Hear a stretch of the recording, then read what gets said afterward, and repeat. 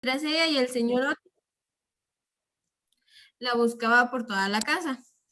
A las 6:30 volvieron los muchachos y dijeron que no habían logrado encontrar ni el más leve rastro de su hermana. Habían llegado todos al mayor grado de excitación y no sabían qué hacer. Cuando el señor Otis recordó de repente que hace algunos días había dado permiso a una banda de gitanos para que acampasen en el parque, se encaminó sin pérdida de tiempo hacia Blackfell Hollow, donde sabía que se hallaban, acompañado de su hijo mayor y de dos mozos de la alquilería.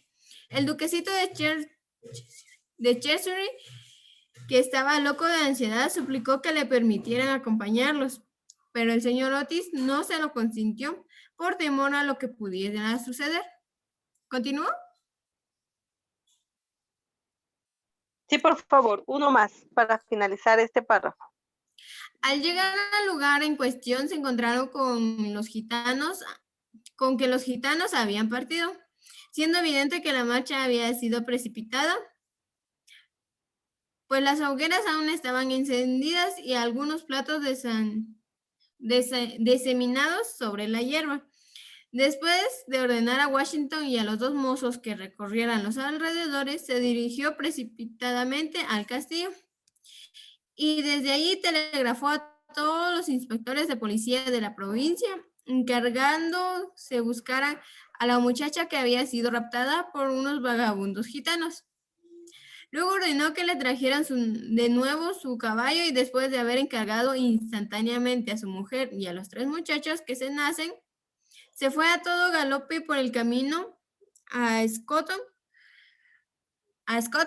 con un lacayo.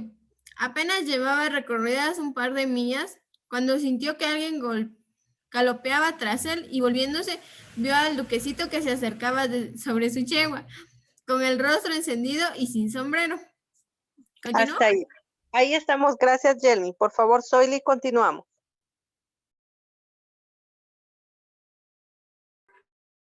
Muy bien, señor. Perdón, señor, ¿dónde se quedó después? Te voy a marcar acá. Lo siento, donde dice lo siento mucho, señor. Bueno, gracias. Lo siento mucho, señor Otis, dijo el mozo, con voz entrecortada, pero no me será posible cenar mientras Virginia no aparezca.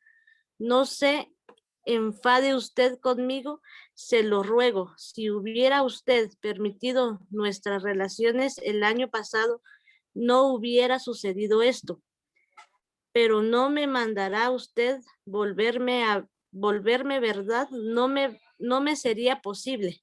El embajador no pudo menos que sonreír al escuchar las palabras del joven, convenciéndole en extremo el afecto que demostraba por Virginia, e inclinándose le dio cariñosamente unos golpecitos en el hombro y dijo: está bien, Cecil, si no quiere usted volverse, venga conmigo, pero será preciso que compremos un sombrero al llegar a Scott. Al diablo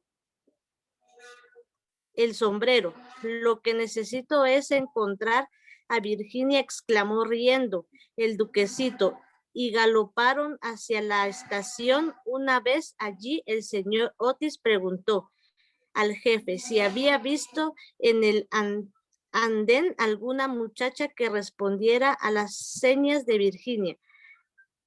Pero el jefe no pudo darle razón. No obstante, telegrafió a todas las estaciones de la línea y le aseguró que se ejerciera una estrecha vigilancia. Después Gracias. de haber... Ahí estamos bien, Soily, muy amable. Gracias. Por favor, Marta.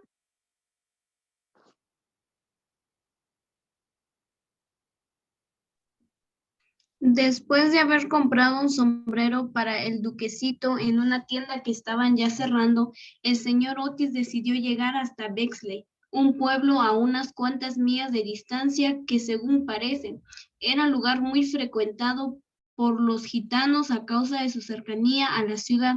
Ahí despertaron al guardia rural quien no pudo facilitarles información alguna, y después de haber recorrido toda la localidad.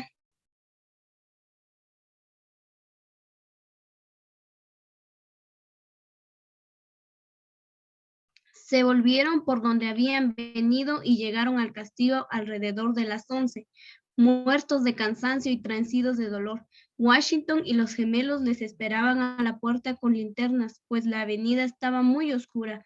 Tampoco ellos habían logrado descubrir el menor rastro de Virginia. Los gitanos fueron alcanzados en las praderas de Brooklyn, pero Virginia no estaba con ellos. Por otra parte, habían justificado la partida repentina explicando que, habiendo equivocado la fecha en que tenía lugar feriado de Cherton, tuvieron que levantar el campamento precipitadamente a fin de no llegar tarde.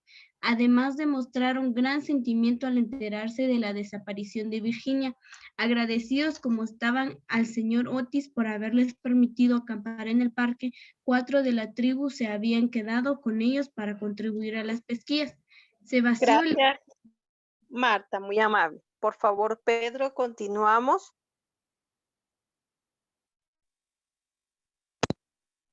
El señor Otis de no, Acá disculpe. se vació.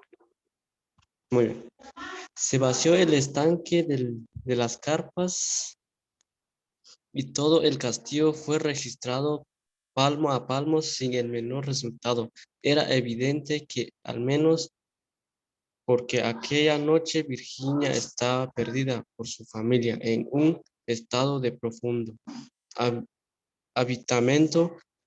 El señor Otis y los muchachos se dirigieron hacia el castillo seguidos de un criado con los 2 caballos y el boyén.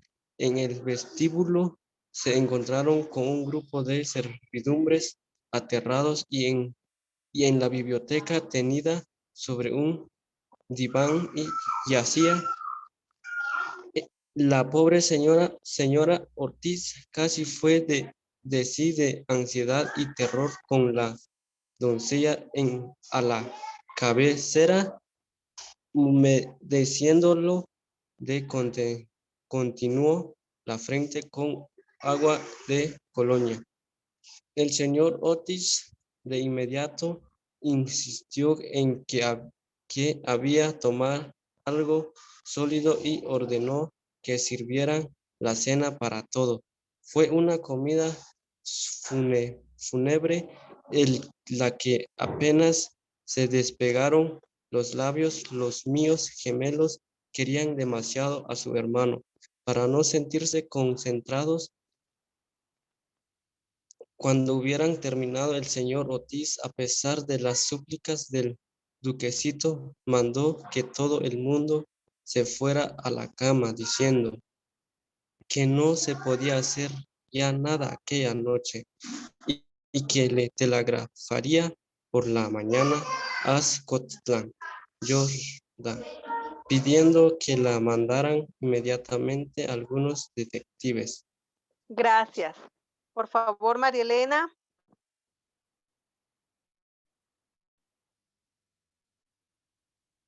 Muy bien, señor. ¿En dónde? Acá donde dice el señor Otis de inmediato. Muy bien. El señor Otis de inmediato insistió en que debía tomar algo sólido y ordenó que sirvieran la cena para todos. Fue una comida fúnebre en la que apenas se despegaron los labios.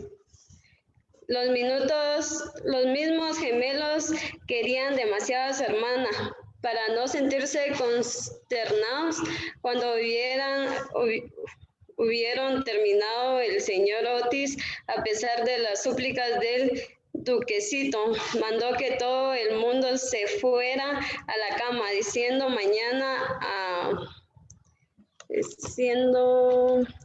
que no se podía hacer ya nada aquella noche y que telegrafían por la mañana a Scotland Yard. Pidió que que le mandaran inmediatamente a algunos detectives, pero en el momento preciso en que salían de comer, del comedor, comenzaron a dar las 12 en el reloj de la torre y que cuando hubo sonado la última campana, se oyó de pronto un chasquido, a continuación un grito agudísimo, un trueno apavoroso hizo retemblar el castillo. Una música ultraterrana lo invadió todo. Un tabique del rellano de la escala se hundió ruidosamente y en el espacio abierto apareció Virginia, muy pálida y muy blanca, con un cofrecito en la mano. Todos se precipitaron hacia ella. La señora Otis le estrechó apasionadamente entre sus brazos. El duquesito casi la asfixió de besos y los gemelos ejecutaron una danza salvaje de guerra en torno al grupo. Ahí, señor, sí. El otro pequeño fragmento, por favor. Muy bien. Alabado sea Dios, hija mía.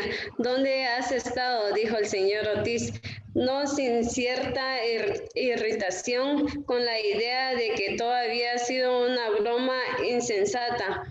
Cecil y yo hemos recorrido toda la comarca a galope en busca tuya, y tu madre ha estado a punto de morir del susto. Que no se vuelva a repetir estas bromas. Hasta ahí. Gracias, María Elena. María José, por favor. Bien, señor. Gracias.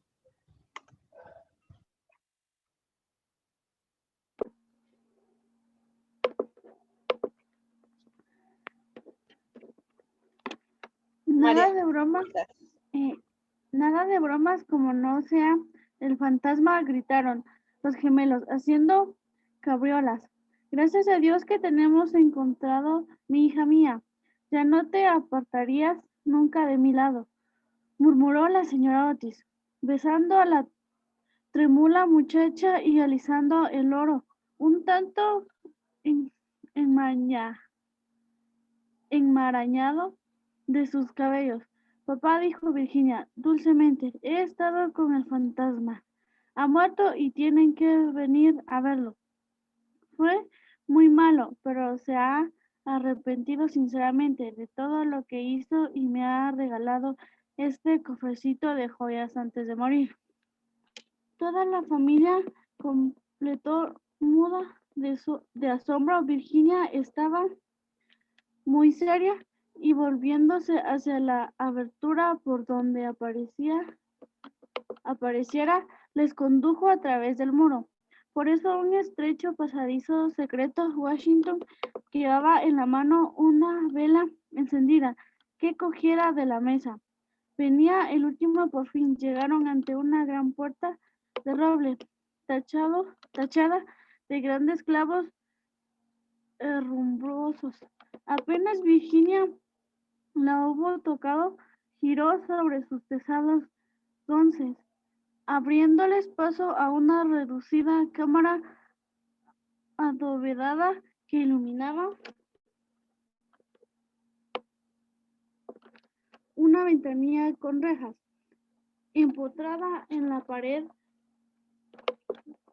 había una gran argolla de hierro y sujetó a ella por una cadena un esqueleto amarillento, tendido a todo largo sobre el suelo, en actitud que querer alcanzar con sus largos dedos descarnados una escudilla y una jarra colocadas fuera de su alcance. Gracias. Hasta ahí. Ahí estamos bien, muy amable. Por favor, Jonathan.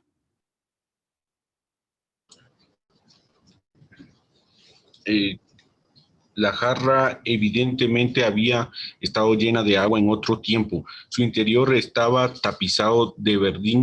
En la escudilla solo se percibía un montoncito de polvo. Virginia se arrodilló junto al esqueleto y juntando las manos comenzó a rezar en silencio, mientras los demás contemplaban llenos de asombro la terrible tragedia cuyo secreto les era ahora revelado.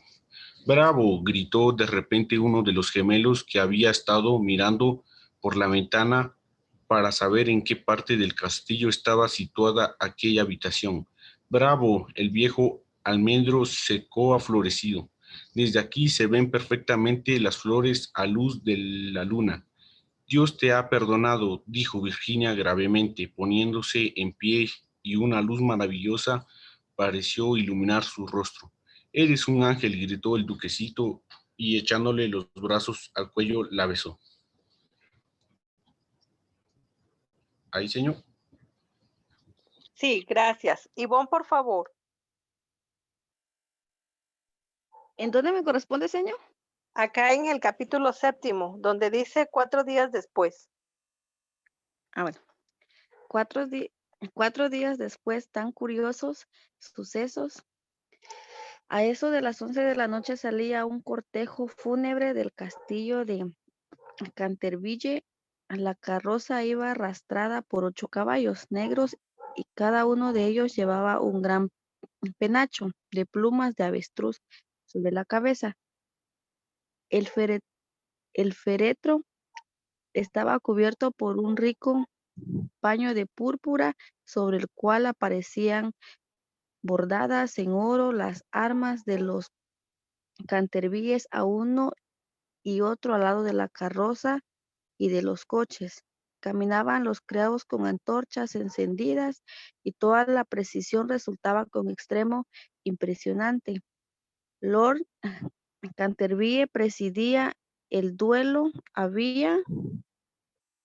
Luego, señor, me había venido expresamente de Gales para asistir al funeral y ocupaba el primer coche con Virginia. En el segundo iba el embajador de los Estados Unidos y su esposa. En el siguiente Washington y a los 3 muchachos, y en el último la señora Umney. Y pues fue opinión general que, habiendo vivido bajo la influencia terrorífica del fantasma durante más de 50 años, tenía derecho de verle desaparecer para siempre. Se había cavado por una profunda fosa en un rincón del cementerio, justamente bajo el tejo secular, y reverendo Augusto Dampier leyó el oficio de difuntos en tono más solemne. Gracias, Ivonne. Hugo, por favor. Una vez la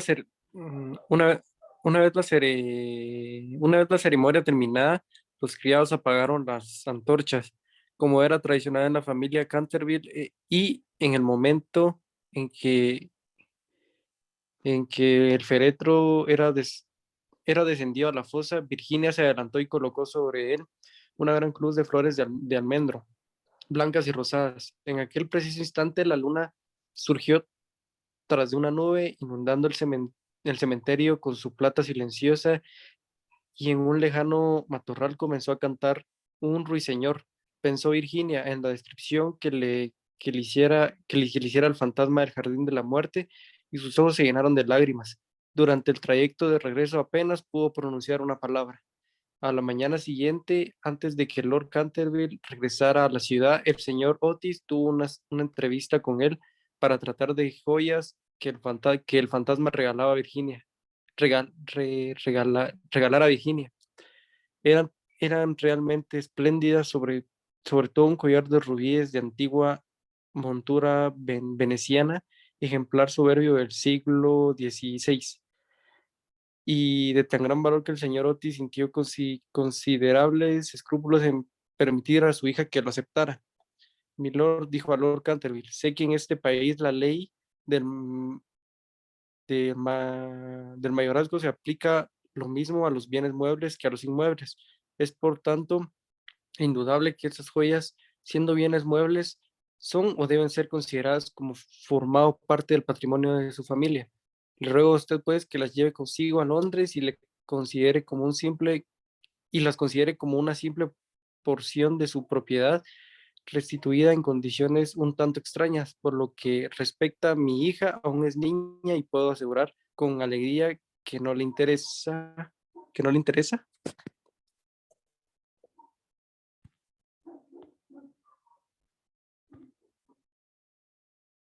Eh, Arriba, por favor, gran cosa. ah, gran cosa el poseer objetos de lujo inútiles, sea además por la señora Otis, cuya autoridad en materia del arte no es desdeñable, pues ha tenido la suerte de pasar en su nocedad varios inviernos en Boston, que estas piedras tienen un gran valor y que si supieran a y que si se pusieran a la venta alcanzaría un alto precio. En estas condiciones, reconocerá usted, Lord Canterville, la imposibilidad en que me encuentro de permitir que queden en poder de un miembro de mi familia, sin contar que tan vanos adornos sientan muy bien y hasta son necesarios a la aristocracia inglesa, pero estarían completamente fuera en quienes han sido educados con arreglo a los principios severos y y a mi juicio inmortales de la simplicidad republicana. A lo sumo, quizás me atrevería a indicar que Virginia se alegraría mucho de que, aper- de que le permitiese a usted conservar el cofrecillo, como recuerdo de que, a pesar de sus extravíos, fue su infortunado antecesor. Como es muy antiguo y por consiguiente está en muy mal estado. Quizá no tenga usted inconveniente en complacerla. Yo por mi parte le aseguro que me sorprende en extremo descubrir que una hija mía tiene esas aficiones medievales, fenómeno que solo me explico el hecho de haber nacido Virginia en uno de los suburbios de Londres poco después del regreso de la señora Otis de un viaje a Atenas. Hasta ahí, gracias. Por favor, Ezequiel.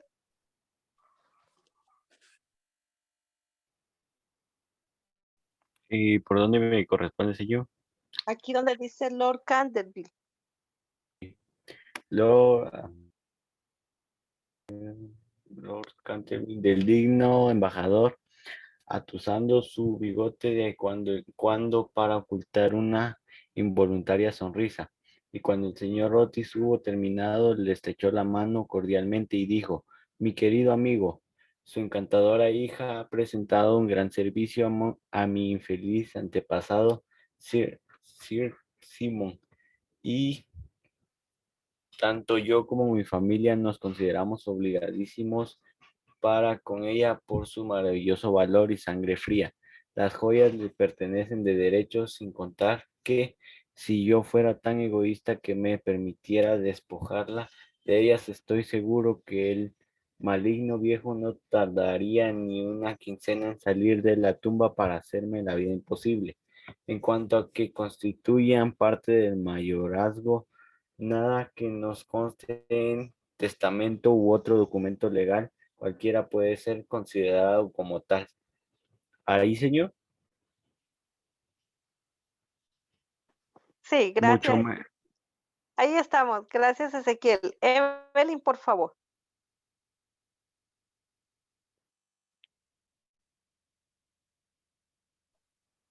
Ahorita, señor, ya hablé. Está bien. Mucho menos estas joyas cuyas existencias eran totalmente desconocidas hasta ahora. Así le aseguró a ustedes que tengo el mismo derecho a ellas que su mayordomo, y también creo poder asegurarle que cuando la señora Virginia sea mayor no desgustará lo más mínimo tener unas cuantas cosas bonitas que ponerse. Además, olvida usted, señor Otis, que en precio de venta quedó incluido el valor del fantasma y que, por tanto, todo lo que pudiera pertenecerle pasó a ser propiedad de usted desde aquel momento. Por muy activo que se mostrara Sir Simon en la galería durante la noche, desde el punto de vista legal está absolutamente muerto y una vez cerrado el trato, quedó su absoluta propiedad. El señor Otis le disgustó en extremo la negativa de Lord Canterville y le suplicó que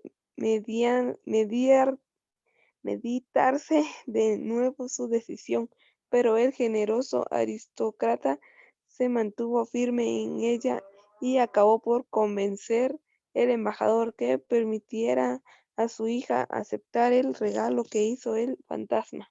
Gracias, Evelyn. Por favor, Emily.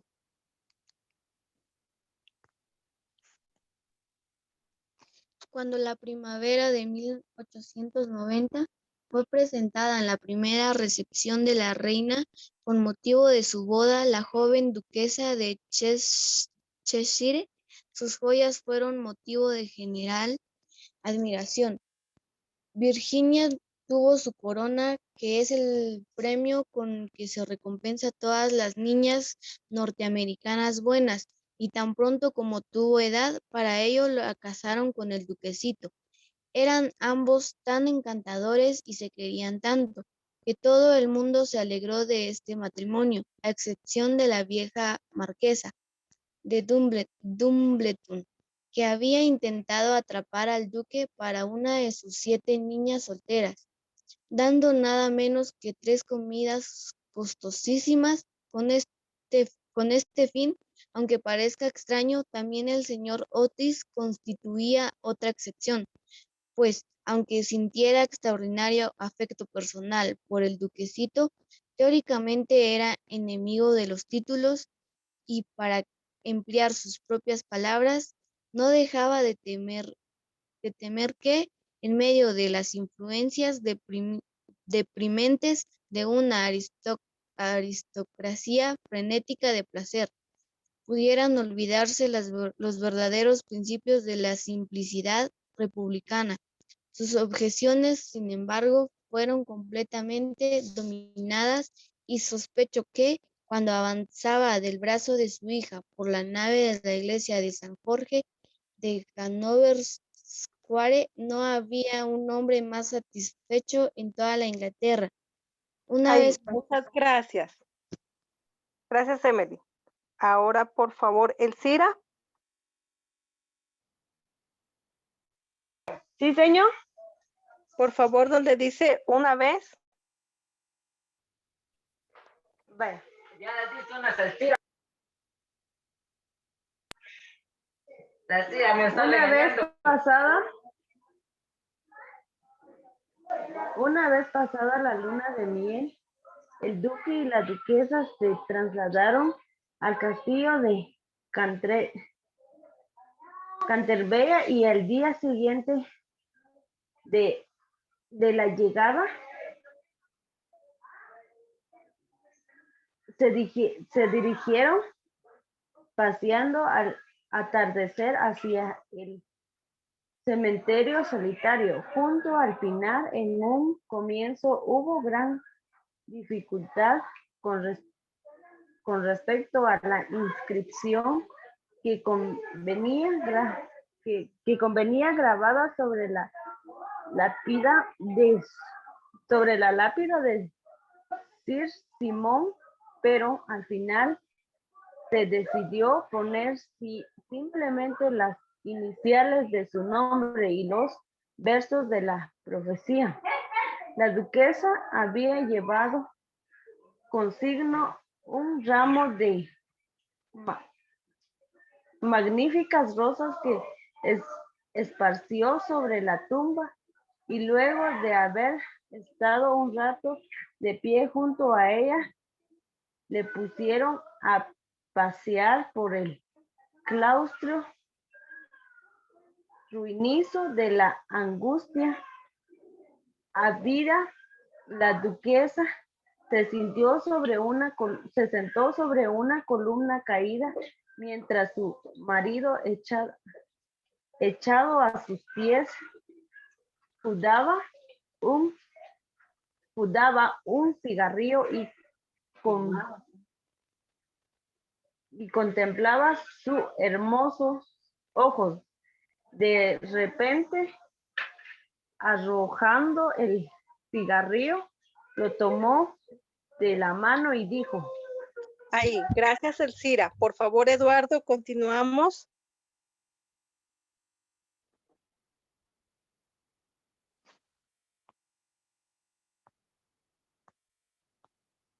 Yo, ¿verdad, señor? Sí, así es, Eduardo, por favor. Virginia, una mujer no debe tener secretos para su marido. Yo no tengo secretos para ti, querido Cecil. Sí lo tienes, contestó él, sonriendo. Nunca me dijiste lo que te sucedió cuando estuviste encerrada con el fantasma. No se lo he dicho a nadie, Cecil dijo. Virginia, gravemente. Ya lo sé, pero podías decírmelo a mí. No me lo pidas, Cecil, te lo ruego, no podría decírtelo. Pobre Sir Simón, le debo mucho. Sí, Cecil, no te rías, es verdad, me hizo comprender lo que es la vida, lo que significa la muerte y por qué el amor es más fuerte que ambas. El duque se levantó y besó a su mujer apasionadamente. Puedes guardar tu secreto, con tal de que tu corazón sea mío, murmuró. Siempre has sido tuyo, Cecil, y algún día se lo dirás a nuestros hijos, ¿verdad? Virginia se ruborizó. Gracias. Ahora, por favor, Carlos.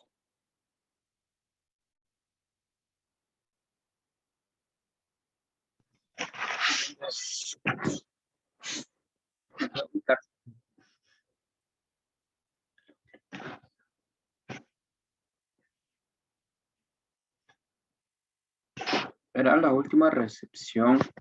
La Lady Windermere antes de Pascua de Resurrección y los salones de Meeting House se veía con ese motivo aún más concurrido de costumbre. 6 ministros acababan de llegar a la recepción del presidente de la Cámara, deslumbrantes de bandas y cruces y todas las mujeres bonitas de Londres. Allí congregadas lucían más elegantes vestidos. Al fondo de la galería de retratos se veía a la princesa Sofía de Karlsruhe,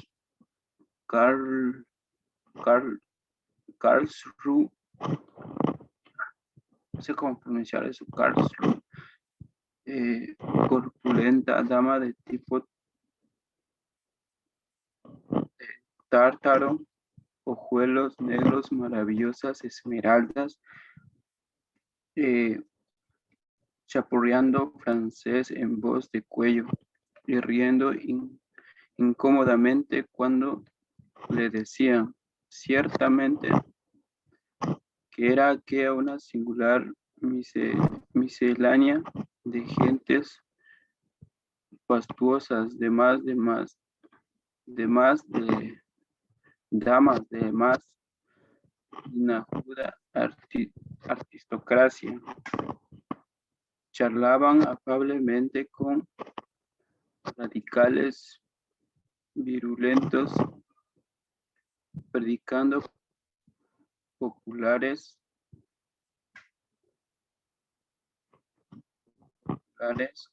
codeábanse con escépticos, con conspicuos y verdadera bandada de señoritos perseguía de salón en salón a una fornida primadona. Numerosos miembros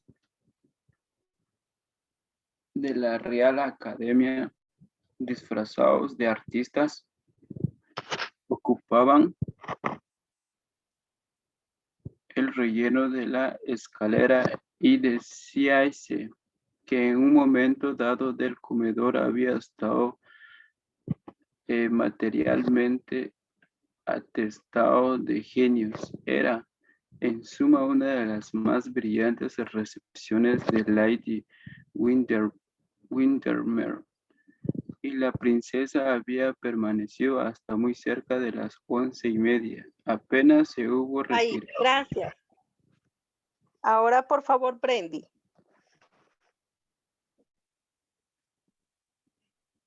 ¿Dónde se quedó, señor? Acá donde dice apenas se hubo retirado.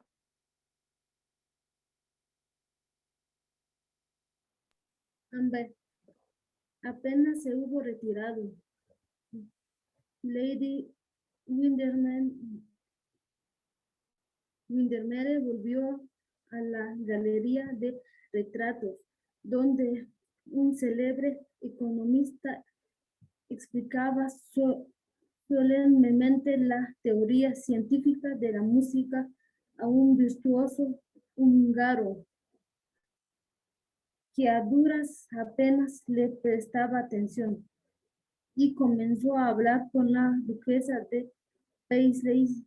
Lady Windermere estaba realmente maravillosa, con su largo cabello marfilino, sus grandes ojos azules y sus rizos dorados de oro puro. Eran no de ese color pajizo que hoy usurpa el nombre gracioso del oro, sino del oro que tiembla en los rayos del sol o recela la materia extraña del ámbar y enmarcado en ellos su rostro tenía una vaga aureola de santa y toda la fascinación de una pecadora. Gracias. Por favor, le dejamos el último espacio a Adela. Muy bien, Zeni. Gracias. Lady Windermere era realmente un curioso estudio psicológico. Desde muy joven había descubierto la importante verdad de que nada se parece tanto al candor como la imprudencia. Y mediante una serie de travesuras, en su mayoría inofensivas, se había conquistado todos los privilegios de una personalidad. Más de una vez había cambiado de marido, al menos cargaba en su haber 3 matrimonios, pero nunca había variado de amante y la gente desde hacía tiempo había dejado de criticarla. Contaba 40 años, no tenía hijos y la impulsaba esa inmoderada avidez de